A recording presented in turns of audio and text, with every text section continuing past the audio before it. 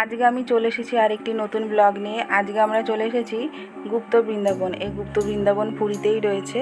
তো দেখো বন্ধুরা, এই ব্লগটি দেখতে থাকো, আশা করি তোমাদের ভালো লাগবে। এখানে ভগবান শ্রী চৈতন্য দেবের মূর্তি রয়েছে, আর সেই মূর্তিটি কিন্তু বিশাল বড়ই মূর্তি। যাই হোক, আমি যেটুকুনি পেরেছি ক্যামেরা বন্দি করে নিয়েছি।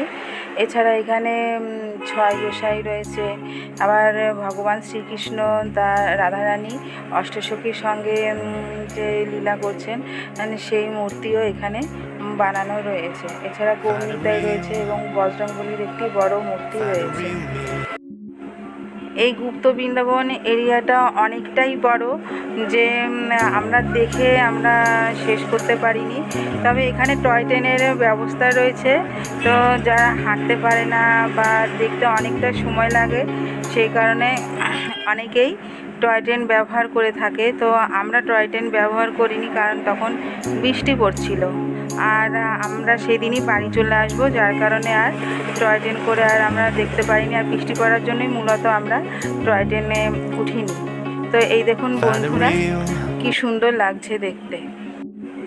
এই ব্লগের শেষে আপনারা দেখতে পাবেন মহাপ্রভু শ্রীচৈতন্যদেব কিভাবে ভগবান জগন্নাথ দেবের সাথে মিশে গেছেন।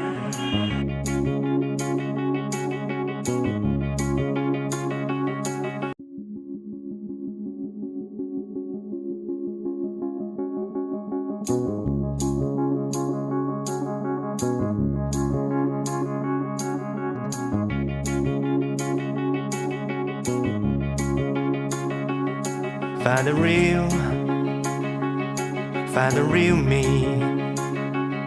So let's go.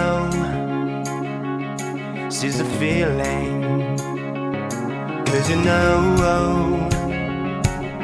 it's time for the meaning. Now we show.